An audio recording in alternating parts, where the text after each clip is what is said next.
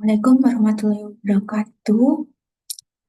Izin memperkenalkan diri, nama saya Siti Solika. Saya dari Prodi Manajemen. Sekarang saya akan mempresentasikan jawaban ujian akhir semester saya pada mata kuliah Manajemen Risiko yang diampu oleh Bapak Dr. Insinyur Kuklas Yahaan MM. Nah, yang pertama yaitu meresum artikel. Nah, artikel yang pertama yaitu yang berjudul Enterprise Risk Management and Firmware Performance Exploring the Roles of Knowledge, Technology, and Supply Chain. Latar belakangnya yaitu meningkatnya kompleksitas risiko bisnis akibat perubahan teknologi, ketidakpastian rantai pasok global, dan dinamika lingkungan bisnis modern yang bertujuan penelitian ini berupaya untuk mengisi celah penelitian dengan mengintegrasikan RPV dan Dynamic Capabilities Theory. Metodenya menggunakan metode kuantitatif dengan explanatory research dengan pengumpulan data. Hasilnya yaitu ERM berpengaruh positif dan signifikan terhadap kinerja keuangan perusahaan. ERM ini tidak berpengaruh pada kelangsungan tidak berpengaruh langsung terhadap kinerja dan keuangan. Implikasinya yaitu ERM, Knowledge Management, dan Teknologi Adoption merupakan sumber daya strategi dan kapabilitas dinamik yang dapat meningkatkan kinerja perusahaan.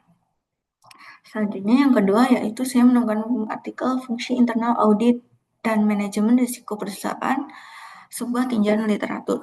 Latar belakangnya yaitu meningkatnya kapasitas dan ketidakpastian risiko yang dihadapi organisasi modern, baik organisasi bisnis maupun non-bisnis. Tujuan penelitian ini yaitu mengkaji literatur untuk memperjelas peran audit internal dalam manajemen risiko perusahaan. Metode yang digunakan yaitu pendekatan kualitatif dengan metode studi literatur. Hasilnya yaitu audit internal memiliki peran strategis dalam meningkatkan efektivitas manajemen risiko. Implikasinya yaitu temuan artikel ini sejalan dengan teori enterprise risk management dan konsep good corporate governance yang menekankan pentingnya pengendalian internal, manajemen risiko, dan tata kelola yang efektif. Yang ketiga itu yang artikel berjudul The Role of Risk Management in Enhancing Company Resilience, yang latar belakangnya yaitu meningkatnya ketidakpastian dalam lingkungan bisnis akibat globalisasi, perkembangan teknologi, perubahan regulasi. Tujuannya yaitu peran manajemen risiko dalam meningkatkan ketahanan perusahaan di tengah lingkungan bisnis global yang penuh ketidakpastian. Metode yang digunakan yaitu kualitatif dengan teknik studi literatur. Hasilnya yaitu manajemen risiko berperan strategis dalam meningkatkan ketahanan perusahaan dengan membantu mengidentifikasi dan mengendalikan potensi risiko yang dapat mengganggu operasional. Implikasinya yaitu penelitian ini sejalan dengan teori manajemen risiko dan resilience teori yang menekankan pentingnya kemampuan organisasi untuk beradaptasi, bertahan dalam kondisi ketidakpastian. Artikel 4 yaitu berjudul The Effect of the Risk Management Implementation on Stock Returns in the Banking Industry list on the Indonesia Stock Exchange. Ini latar belakangnya itu tingginya tingkat risiko dalam industri perbankan serta tuntutan regulator agar menerapkan manajemen risiko secara optimal. Tujuannya itu untuk mengetahui kondisi penerapan manajemen risiko pada bank umumnya di Indonesia serta menganalisis pengaruh penerapan manajemen risiko terhadap return saham. Metode yang digunakan yaitu pendekatan kuantitatif dengan data panel. Hasilnya yaitu berdasarkan perbandingan hasil regresi, model 1 ini merupakan model terbaik dalam menjelaskan variasi return saham perbankan dengan nilai adjusted sebesar 11,23%. Implikasinya yaitu mendukung teori manajemen risiko dan risk-return trade-off yang menyatakan bahwa pengelolaan risiko yang efektif berperan penting dalam menciptakan nilai bagi pemegang sahamnya.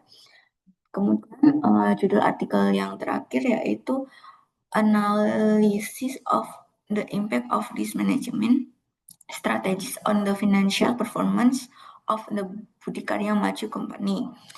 Latar belakangnya itu meningkatnya ketidakpastian dalam lingkungan bisnis modern akibat volatilitas pasar, perubahan regulasi, dan dinamika ekonomi global.